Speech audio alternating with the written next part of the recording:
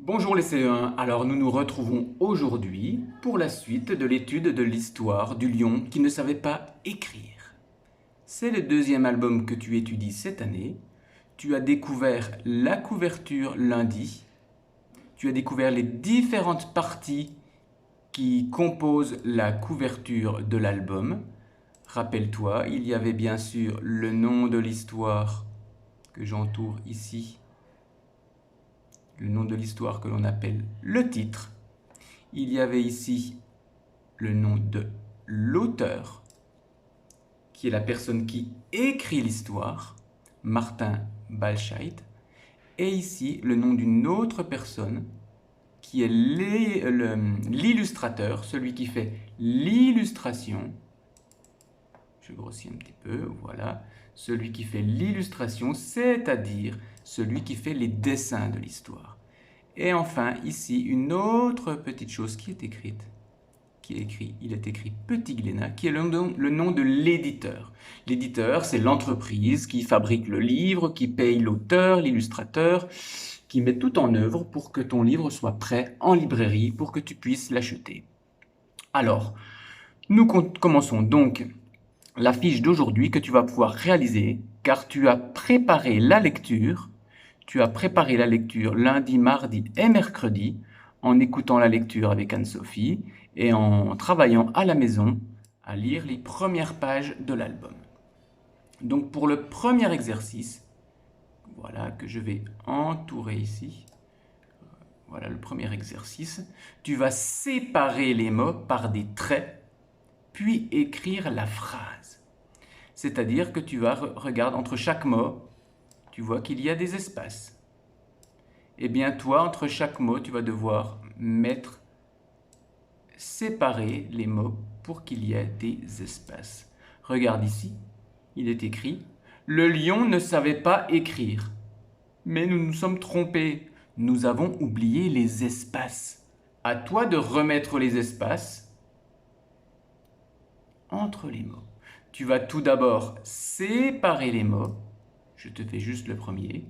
Tu vas séparer les mots et tu vas pouvoir les écrire. Alors nous allons commencer bien sûr par le L majuscule, puisque tu vois que la première lettre était un L et qu'une phrase se commence toujours par une majuscule et se termine toujours par un point. D'accord? Je vais te montrer bien sûr le point que je viens d'écrire en diminuant voilà, le format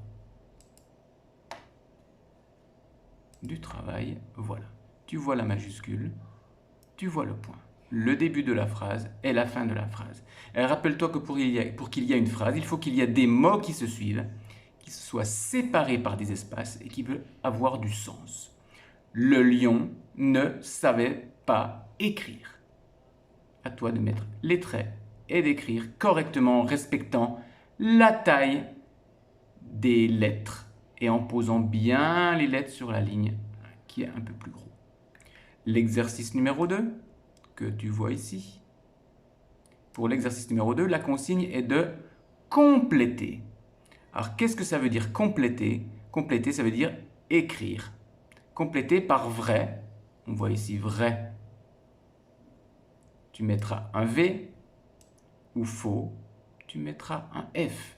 Écris V ou F à l'intérieur de chaque case. Je vais te lire chaque case. Première affirmation. Le lion s'est montré les crocs. Je te rappelle que les crocs sont les dents pointues du lion. Le lion s'est montré les crocs. Si c'est vrai, tu mets un V. Si c'est faux, tu écris un F. Le lion embrasse la lionne. À toi d'écrire la réponse.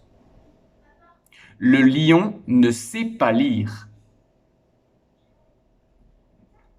Le lion demande au singe de lui écrire une lettre.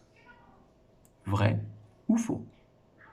Et enfin, le lion demande au singe de lui lire la lettre.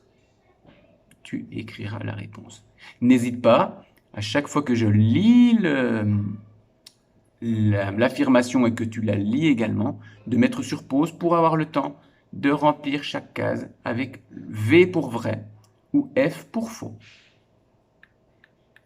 Rappelle-toi, tout est dans l'histoire, les premières pages de l'histoire que tu as lues. Troisième question. Réponds par une phrase. Il y a une question que tu reconnais grâce au point d'interrogation.